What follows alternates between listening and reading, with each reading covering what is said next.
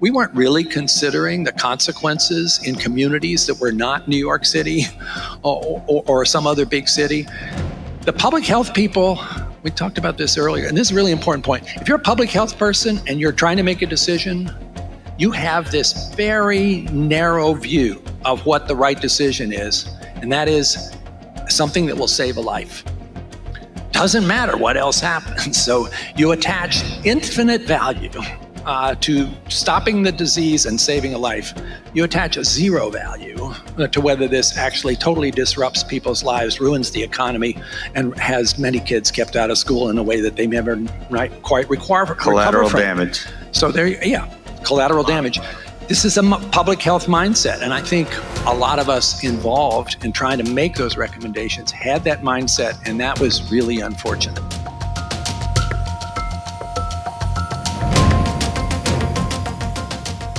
To paraphrase Aeschylus, in a pandemic, the first casualty is the truth, especially if Francis Collins is one of your top public health officials. That clip of Francis Collins was recently unearthed from a panel discussion he participated in last summer for an organization called Braver Angels. You know, it's one of those organizations stood up by a leftist pretending to be post-partisan, targeting our polarized politics without aiming, in the impetuous hope of building consensus across the ideological spectrum on some mindless abstraction.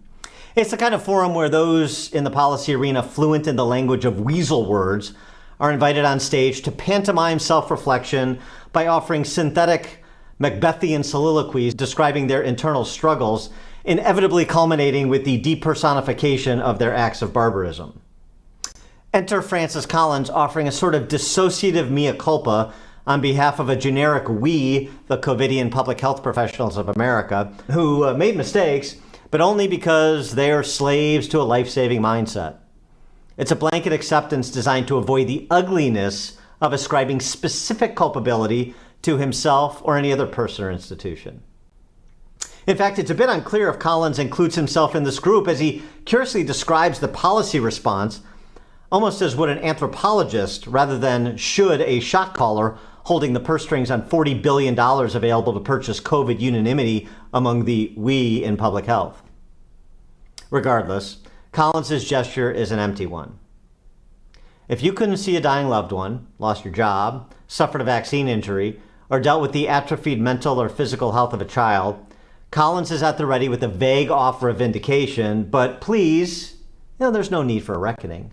Turn the other cheek for one last anal swab. You may have been hurt, ridiculed, and ostracized, and that was wrong. But let us not compound those really unfortunate events by singling out anyone in the COVIDian we crowd. There's another aspect to Collins's COVID account that is especially conniving: his doublespeak on saving lives. First, how can Collins claim his COVIDian we crowd was not considering the consequences in communities that were not New York City or some other big city, but at the same time, the same we crowd placed infinite value on stopping the disease and saving a life? There were no lives to be saved from COVID outside of the big cities? Did they not impose the same lockdowns and mandate outside of those big cities?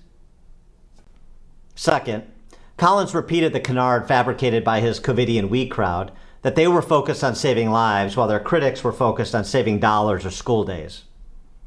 I and many others addressed this straight away the first time it was suggested in the spring of 2020. In fact, it was always a question of lives versus lives. Actually, it was lockdown skeptics, many of whom were equally credentialed experts to the lockdowners in the fields of virology, immunology, and epidemiology, who repeatedly and in real time asked questions about trade-offs. What are the anticipated impacts on kids and young adults in terms of mental health and drug and alcohol abuse? What are the similar impacts on adults who will lose their businesses or their jobs? A la COVID, can we model projected deaths of despair? Can we model expected days of life lost as we look at the aged who are more vulnerable compared to the young who are less so? These were questions that were asked. And the lockdown skeptics were sidelined and silenced in some cases and slandered in all cases by Collins and his COVIDian we crowd. Collins would have you believe the COVIDian we crowd made mistakes only as a result of their noble single-mindedness to save lives. Even if taken at face value, that claim is not credible. Public health officials and medical professionals in the business of making life and death decisions are unfamiliar with the concept of opportunity cost? Please.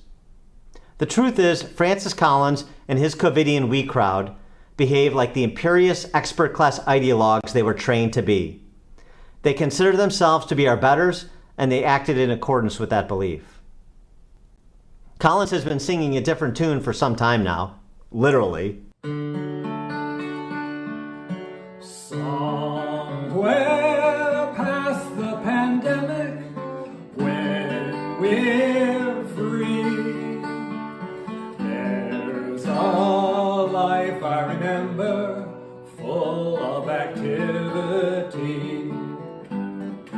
Somewhere past the pandemic, no quarantine, we'll all stay well and healthy, thanks to a safe vaccine.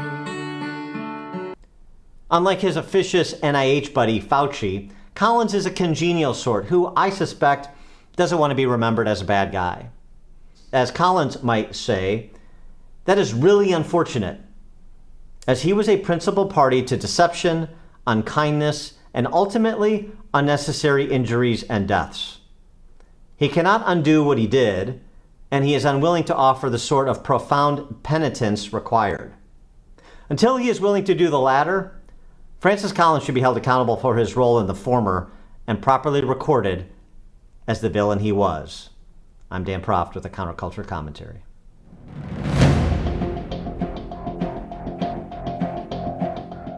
Please like this video and subscribe to this channel if you haven't already, and please leave a comment in the comment section. We'd love to hear your thoughts.